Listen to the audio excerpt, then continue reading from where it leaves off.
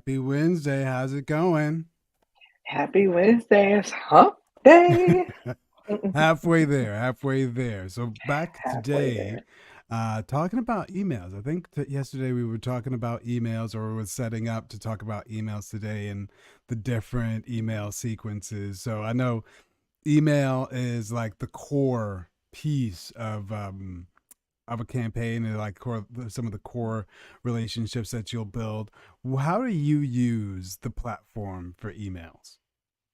Oh man. So, email is the backbone of follow-up, right? And automation and staying in the mind of your customer. So for me, I do a couple of things. I do use high level for cold outreach. So I do split testing first on the subject lines to see, what those open rates are to find that good subject line. And then, I send my cold outreach series, but prospecting um is emailing. I email follow-ups. You have your email nurture series. I have something set up in my system called the farm. Shout out to Kendall Flickland.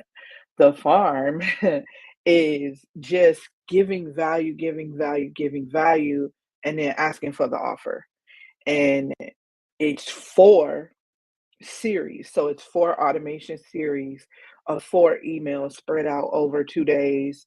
And they just run through those 4 and, then go back and then I pull them back in. So um, with email, using Go High Level, it's super easy. You just set it up, go analyze it to see what's working, what's not working. One thing that High Level has as a platform that's awesome is something called trigger links. So if you have a link inside of your emails that you want people to click, like that's your call to action, book a call, click this link, visit this page, these trigger links you can use, which will, number one, allow you to automate on it, meaning on that trigger link, if you click it, I can now segment you into a different section and send you different messaging. Like, hey, I see you clicked the link, you visited the page, but you didn't take me up on the offer. And then you can further go down, right? If they don't click on it, number one, you can look at a report on trigger links to say, how many times was this link clicked and all of that. So that helps you understand, okay, maybe the messaging around that them clicking that link isn't clear, isn't persuasive enough, isn't good enough. Let me go back and reevaluate. I think I gave you a lot. Yeah, no, it was a lot, but it was really valuable. So, I mean, one of the things that I thought was super value was the whole concept of trigger links, and just Mhm, understanding contextually, like how those fit into not only how to use them in your content, but then mhm, how to track them from a reporting and analytic data mhm, perspective. So I thought that was super helpful because I don't think people think about it in that regard. I think people think about mhm. it just the concept of, hey, I'm going to send an email out and hope somebody buys what I told them to buy.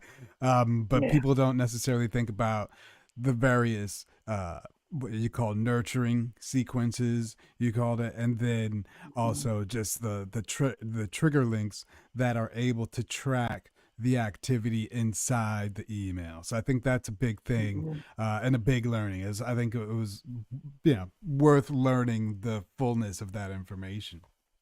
mhm. Yeah, So for sure.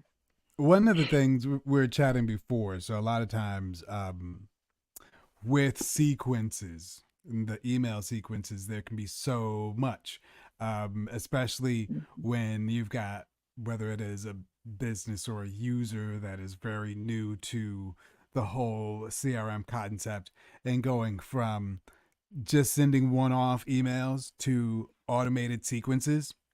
So, one of the mhm, things that usually I'll do when signing up new clients is take them through all of the sequences and their sort of like purpose.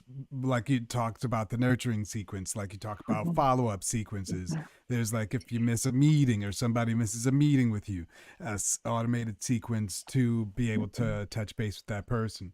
So I wanted to share. I thought it might be interesting. I got a couple of slides that I put together recently, so I thought it would be share interesting to share it and take a look at it. But let's see if I can share my screen. Let's see if technology works with me. Can oh the boom awesome Boom. awesome, that is cool. So um email sequences. So just taking the time when we're looking at email sequences versus social content versus web content. And a lot of times, this was a client that worked on registrations or I'm sorry, an event. There's an event Mhm. series. Mhm. And so we really wanted to illustrate to them the different type of content sequences they would need in order to pull off the event. It's not just one email or a couple of emails, but we identified 5 sequences that they would need. So an event registration sequence leading up to the event, but also coming off of the event. You want to have those emails pre-made. You don't want to be like day of the event trying to figure out Mhm. what you're going to say and what your thank you is going to be. So we had all Mhm. of those event registration sequences Mhm. pre-made.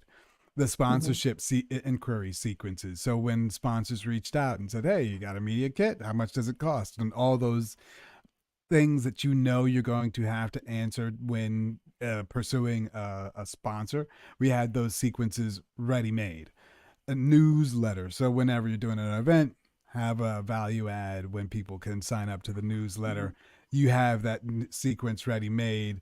And then again, volunteers. So you want to really capitalize on your audience, identify people who might want to volunteer, and have a sequence for that. And then last, we had an attendee follow up sequence once people came out of the event, being able to really follow up. And then I think each sequence we had 3 touches. So we had an overall objective for the sequence, and then we had a reminder of what to expect, and then a final, post-event sequence. Same sort of multi-touch sequence with the sponsorship inquiries. So making sure you're looking at the different. I think we had 5 touches over the course of that, and then similar with newsletters, just identifying what to expect and then delivering on the content, and then like special announcements.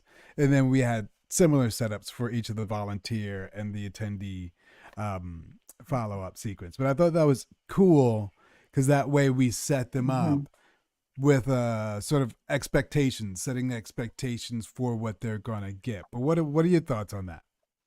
Yeah, so one of the things that I love is the pre-work, right? And it's so important to do that pre-work, meaning map out what you're gonna do before you do it, so you understand what the system is supposed to do, what the goal is supposed to do. Then from that, you can even create your KPIs, your key performance indicators that says, listen, we want our open rate to be this, we want, our click-through rate to be this, and we want to make sure that people are taking advantage, our conversion rate should be this, right? And so we need to send out this many, we need to get this many people on, for the event so you can convert those numbers, right? It's really just a numbers game. But if you don't have enough numbers up front, you can't convert on the back end. So I really love how it's laid out with what is the objective? What are we doing? What is our goal? I always say start with the goal first. You start with the end in mind. Then you backtrack.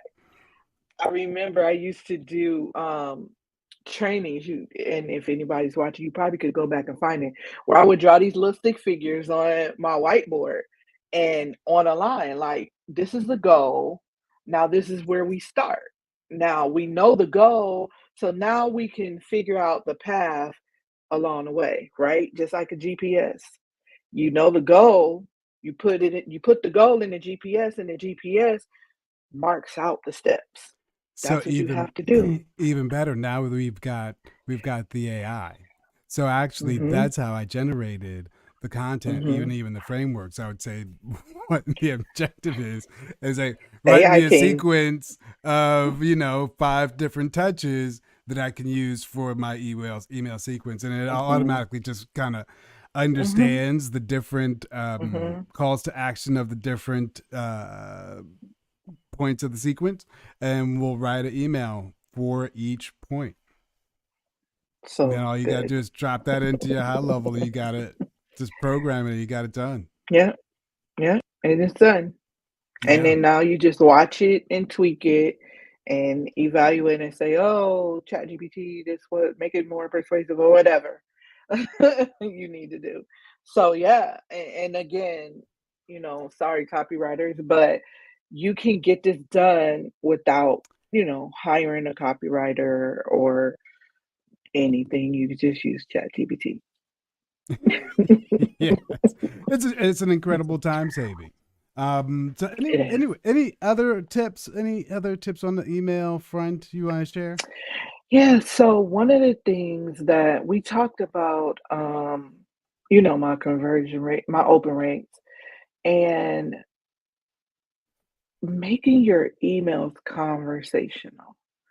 Even if you use ChatGPT, yes, ChatGPT can say things and, frame things in a way that we don't, right? I'm not an English major, so sometimes I have to use ChatGPT like, did I write that correctly? But make it conversational, just like you and I are having a conversation. The email will say like, "Hey, Mickey, did you know that email marketing is not dead? Listen, I don't like using that word, whatever."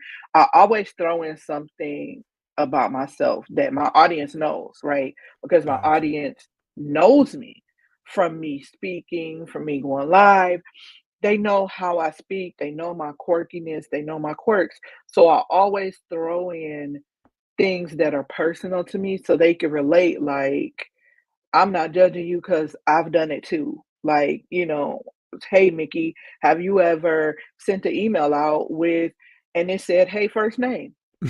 How many of us have done that? Here's a tip to not do that. You know what I mean? Like, let me tell you how many I sent it out to a list of 3,000. Let me tell you how not to do that. Right. And so just making sure your emails are educational, it's actually giving your audience something, and you're not being a sales hog, meaning you only send emails to your audience when you're selling something. Don't do that. Yeah. That's the fastest path to unsubscribe. Yeah. And that's what I've heard in the internet streets. So, I get the back end um, news for you guys. Don't do that. Make sure, even if it's just one email a week or one email a month, at least your audience knows, like, okay, they're going to send this email once a month. Do what you can consistently do. That's what I always say. Don't do what everybody else is doing. Do what you can keep up with Gotcha. and Yeah. just be consistent. Yeah, that's a big thing. Consistently, like consistency. We think Mhm, about it in social, but we don't always think about it in email. mhm, mhm. Awesome. Well, that is a good tip, and I think that's a good a place to leave it. So I think happy Wednesday, folks. I think there's one more day, so we'll see you tomorrow. But otherwise, stay cool. We'll catch you later. Cheers.